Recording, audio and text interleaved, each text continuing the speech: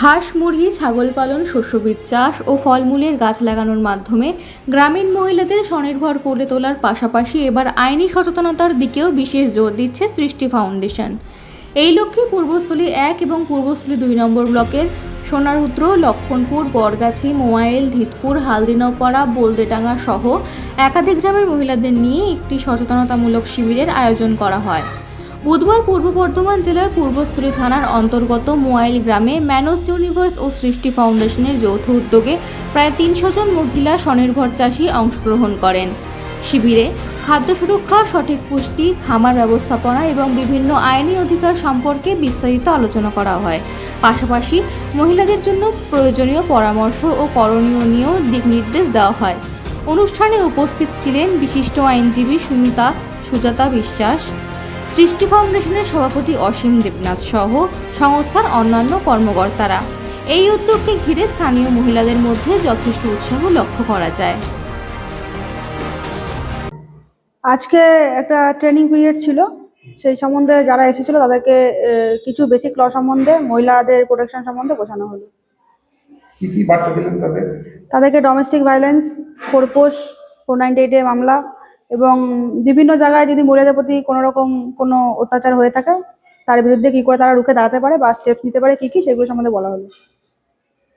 এটা নিয়ে মোটামুটি কতজন এসেছিল আজকে?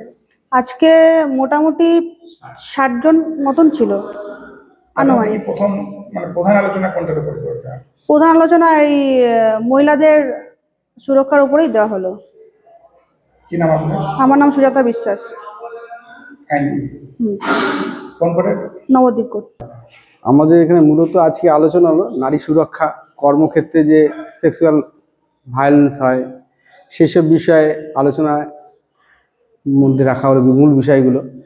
আর হচ্ছে আমাদের এই পূর্বস্থলী 1-2 ব্লকের কিছু গ্রাম থেকে আমাদের এসে সোনারুদ্র, লক্ষণপুর, তারপরে আমাদের বরগাছি, মোয়াইল, আশেপাশে রয়েছে বলদেডাঙ্গা, এইসব জায়গা থেকে ধিতপুর, এই জায়গাগুলো থেকেই আমাদের মূলত আজকে মহিলারা উপস্থিত হয়েছে।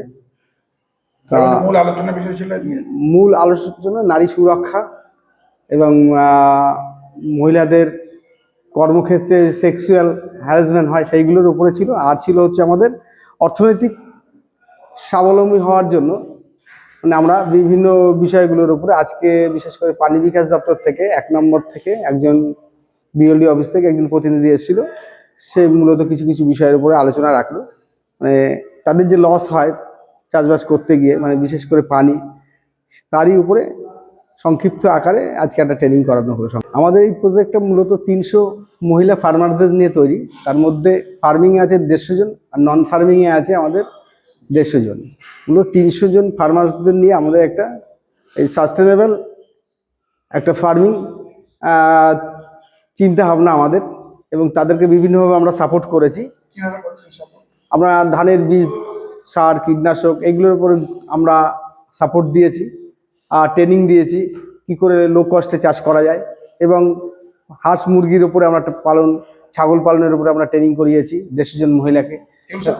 হ্যাঁ, এইগুলো আমরা ফ্রিতেই দিয়েছি ম্যানোস ইউনিভার্সের সহযোগিতায়। আমরা এটা রিপোর্ট আমাদের ভালো, যেমন ছাগলের কিছু প্রোডাকশন আমরা অলরেডি শুরু হয়েছে, এবং ধানের প্রোডাকশন আমরা প্রচুর পরিমাণে বেড়েছে, প্রায় যেখানে 20-22 মণ হতো সেখানে 2 মণ করে বেড়েছে, এবং সর্ষের প্রোডাকশনটাও ভালো হয়েছে, মুসুরির প্রোডাকশনও ভালো হয়েছে। এরা চিরাচরিতভাবে যেভাবে চাষ করতো তা আমরা আধুনিক পদ্ধতিতে এবং চাষবাস করিয়েছি, এবং জৈব এবং রাসায়নিক দুটো সংযুক্তকারে হয়েছে। তার ফলে কি হয়েছে, উৎপাদনটা অনেক বেড়েছে এবং উৎপাদন খরচটাও আমরা কমাতে পেরেছি। আমার নাম অসীম দেবনাথ, সৃষ্টি ফাউন্ডেশন, আমি সভাপতি।